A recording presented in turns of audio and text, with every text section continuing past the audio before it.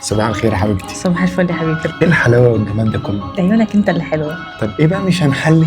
مش لما تفطر الاول؟ ما انا مش قصدي قوي على الاكل يعني. ما تلمي نفسك شويه. بجد والله مش قوي يعني. ما انا برضه بقول كده. بقول لك ايه، روح اقعد لحد ما احضر الفطار. يلا يلا، هو انت هتبص لي؟ ماشي. ما يلا. بقول لك صح، انا بفكر اعزم بابا كده بكره ولا بعده يجي يتغدى معانا. مروان بطل هزار على الصبح، انا رايح احضر فطار. هزر ايه يا بنتي، انا بتكلم بجد. يعني ايه بتتكلم بجد؟ حبيبي انا شايفه ان احنا عرسان جداد، وشايفه ان انت ما تعزمش باباك دلوقتي خالص، ده مش وقته بصراحه. عرسان جداد ايه يا بنتي، احنا بقالنا 20 يوم. وبعدين فين مشكلتك يعني لو عزمته؟ اكله حلوه كده من ايدك ولا اي حاجه ويومه هيعدي. ده على فكره هيفرح بيكي قوي لو عرف انك انت اللي هتطبخي. لا لا لا، انا ولا هقف في مطابخ ولا هعمل اكل لحد. انت عايز تروح تاكل مع باباك اتفضل براحتك، لكن انت ما تجبرنيش على حاجه انا مش عايزه اعملها. حد؟ ابويا بقى حد يا مريم؟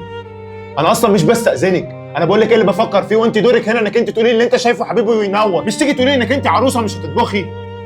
ابويا بقى حد يا مريم؟ هو ايه الطريقه اللي انت بتتكلم بيها دي؟ اولا الشركه معاك في البيت ده، ثانيا تاخد راي نجيب مين ونعمل ايه؟ رايي؟ هو انا بقول لك ناكل رز ولا مكرونه؟ انا بقول لك هعزم ابويا، ثم ان احنا بنتناقش فيها اصلا. ما تقولي نفسك، احنا بنناقش في ايه فعلا؟ ايه يا حاج محمود؟ الله يبارك فيك يا حبيبي. امسك يا حاج. تسلم ايدك يا واطي. 20 يوم ياض ما تجيش تسال على ابوك، هما كل اللي اتجوزوا بينسوا عليهم كده. عيب عليك يا حاج، وبعدين ما انا كنت بكلمك كل يوم يعني. لا كتر خيرك يا مروان، امال ما جبتش عروستك معاك ليه صحيح؟ ما ابوها وامها جايين بكره كده يتغدوا عندنا فبتجهز الدنيا بقى. طب بقول لك ايه، ما تعملش حسابك بكره على اي حاجه، انا بكره عازمكم على حته اكله سمك بس من بتوع ابوك. ربنا يخليك لينا يا حاج، بس انا اللي جاي اعزمك عندنا في البيت، وبرضه اكله سمك ما حصلتش. يا عم ما فرقتش، خليها عليا انا المره دي، كده كده هنروح من بعض فين؟ يا حاج اسمع مني، انا خلاص عملت حسابي، وبعدين مريم قالت لي اعزم باباك يتغدى عندنا، وحلفت 100 يمين انك تيجي تاكل عندنا في البيت، اكيد مش هتصغرني. وهو كذلك، ربنا يسعدكم حبيبي كده، واشوف عيالك كده قرفني ومالين عليا البيت زي ما انت قرفني كده برضه. طيب يا حاج عايز حاجه دلوقتي؟ طب اقعد بقى ما تبقاش قفوش كده. ما انا اصلك عارف الشريط ده. بكره تكبر وتعرف ان دي اكتر حاجه حلوه هتحصل لك في حياتك، هي ايه يا حاج؟ انك تشيل قرف عيالك. طيب عايز حاجه؟ طيب على مالك، ها سلم على مريم. حبيبي انا عزمت بابا زي ما قلت لك، وما تقلقيش انا كده كده جايب السمك وانت اعملي السلطات بس، ان شاء الله اليوم يعدي على خير. مروان هو انت برضه ماشيها عند؟ مفيش اصلا بينا مجال للعند، وبعدين الموضوع مش مستاهل كل دوت يعني. بس انا قلت لك ان انا مش جاهزه. والله يعني انت دلوقتي مش جاهزه، لكن امبارح لما ابوك وامك جم كنت جاهزه، لكن ابويا لا. بقول لك انا قلت لك اللي عندي، انا ولا هقابل حد ولا هعمل حاجه. السلام عليكم. وعليكم السلام ورحمه الله وبركاته. السلام عليكم يا ابني. اتفضل يا حاج. يا رب يا ساتر، اتفضل. ادخل بيتك يا حبيبي. يا رب يا ساتر. حبيبي الف بركه يا ابني. تعبت نفسك والله يا حاج. مستنيني اقول لك تعبك راحه وكده. ما انت قرفني قبل الجواز وقرفني بعد الجواز كمان. اللي انت بتقوله ده يا حاج. طب هات عنك بقى خلاص. لا اوعى، سيبهم المطبخ. سيبهم قدامي هنا عشان مريم تعرف ان انا اللي جايبها. ما هي عارفه انك انت جاي والله. عارفه ان انا جاي، لكن عارفه ان انا جايب استفندي وموز. لا هي مبسوطه انك انت جاي. امال فين مريم؟ نزلت تجيب حاجه ولا ايه؟ لا هي بتجهز جوه طالعه. حركات العرايس انت فاهم بقى. لازم تتاخر. انت يا لا، مريم اقعد بقى خلاص. عمو جه. والنبي اقعد والنبي اقعد. سيبهم روح، يلا روح يا حاجه اقعد بس. سيبهم بقى. طيب تمام حاضر، يا انت حاج. غيرس يا مريم. هو انت مش ناوي تنجزي وتطلعي ولا ايه؟ مش طالعه يا مروان، ما تحطنيش قدام الامر الواقع. هو ايه اللي ما تحطنيش؟ كلمه ورد غطاها دي ولاكي بره معايا. انا عايز عمك ثابت في الصحابه عندي. يا حاج انت هتدوس هنا اضافه صديق هيبقى اضافه يا غبي، انا بقول لك عايزه هو اللي في الصحابه هو عندي، هيبقى عندك والله. ما يبقاش انا. ازيك يا عمي، ايه الاخبار؟ اهلا بعرستنا الحلوه. اخبار الجواز ايه؟ اوعى الواد ده يكون مزعلك، اعلقهولك فورا. حلو يا عمي، ربنا يخليك. ربنا يسعدكم يا بنتي. تشرب حاجه؟ لا يشرب ايه؟ مش لما ناكل الاول؟ انا مش ضيف يا اخويا، ما تضيفنيش. لو عاوز تاكل ولا هشرب انا اللي هطلب، انا صاحب بيت. حقك يا حاج. طب بعد اذنكم يا عمي. ولا انت مزعلها في حاجه؟ كسر رقبتك وانتوا لحقتوا. لا والله مش عارف في ايه، هدخل اشوف بسرعه واجيلك. طب روح ربنا يهدي سركم.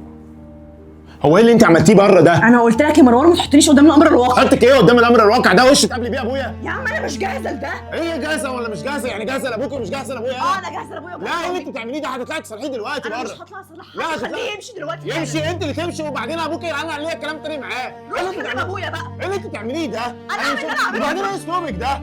وانت شايف طريقتك عامله ازاي؟ بقيت انا اللي بعمل ابويا كده؟ وانا قابلت ابوكي كده لما جه امبارح؟ افهم، احنا عرسان جداد، يجي ليه دلوقتي؟ يعني هو ابوكي ما كانش جاي عرسان جداد ولا دلوقتي؟ عاجبك كده؟ اهو ماشي. وانا عملت ايه لكل ده؟ لا ما عملتيش، هو ماشي لوحده.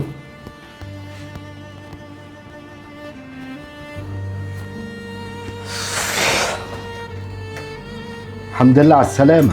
خدت الاذن قبل ما تيجي ولا جاي منك لنفسك كده؟ بابا ما تكبرش الموضوع، مريم اكيد ما تقصدش حاجه وحشه، وبعدين انت ما تعرفش والله العظيم ده انا كسرها. مش مطلوب منك انك تكسر ولا دياوله، ولا هفرح انك زعقت ولا هنتها علشاني، ولا مطلوب منها انها تخدم اهلك اساسا. بس لازم تعرف انها راجل البيت وكلمتها هي اللي تمشي، ثم انها تسمع كلامي دوت وتقدره، ده مش طلب، ده واجب عليها. بص يا مروان، الست بتنفذ كلمه الراجل اللي في حياتها بطريقتين ما لهمش تاني، يا غصب عنها وده طريق نهايته قريبه في كل الاحوال، يا لما تحس ان هي متقدره في كلمه الراجل اللي في حياتها وساعتها بس هتعمل ده بكل حب. يمكن طريقتك ما خلتهاش تحس انها شريكه في قرارك، وده سبب المشكله. الجواز عالم جديد عليكم يا مروان، وهتكتشفوا حاجات جديده في بعض، واول فتره دي هي اللي هتحدد. يا اما هتقوم على العند وعلى المكابره، يا اما هتقوم على الموده والرحمه اللي ربنا امر بيها. امك الله يرحمها، هو في زي ماما الله يرحمها؟ امك دي الله يرحمها كنا نتشال ونتهبد، ولا ان حد يكون عارف عننا حاجه، حتى لو كنا شادين في شعور بعض، وقدام اهلنا احنا بيتضرب بينا المثل، ولينا بيت يجمعنا بقى نحل فيه مشاكلنا براحتنا. بس بالاصول. كل جيل وليه طريقته في التفاهم يا حاج، وبعدين جيلنا غير جيلكم خالص. الاصول ما فيهاش جيل.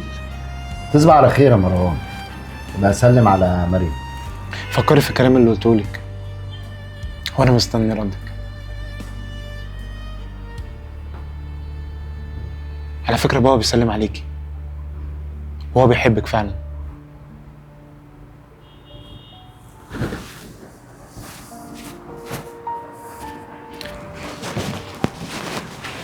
بابا انا ومريم حبيبتي انا الله يخرب بيتك. بتخضوا ليه؟ بتخضوا ليه؟ هعمل في مقلب كده من المقالب اللي بعملها. ازيك يا عمي؟ ايه الاخبار؟ عمي احنا كنا جايين عشان اقول لك ان انا اسفه بجد، ما كنتش اقصد خالص الكلام اللي انا قلته وانت عندنا في البيت. انا بس يعني انا بعتبرك والله زي بابا، فبالله عليك ما تزعل مني. بنت اصول. انا مش بصالح غير بمشويات. ما هو احنا جايبين على فكره مشويات، كانت الفراخ المشويه اللي انت بتحبها. مشويات بقول ايه؟ انا عارفه عمي بيحب ايه وبيكره. قبل ما حد يحط رجله في اي حاجه، السفندي والموز بتوعي فين؟ مستنيينك في البيت بفارغ الصبر. على الله يكون حد خد بس حاجة. ناكل انا جوه. خدت مزايد. مريم بس اللي بناكل. قول له والنبي يا عمي عشان بجد انا مستحمله بالعافيه. المتملكه اللي كانت موجوده واحنا بنطلب ايدك فين هي؟ يا عمي هي ارمله صح؟ اسمها نفيل يا هي عم. كان عينيها كلها حزن يا بنت. يلا بينا يا مع بنت السلامة. كلميها.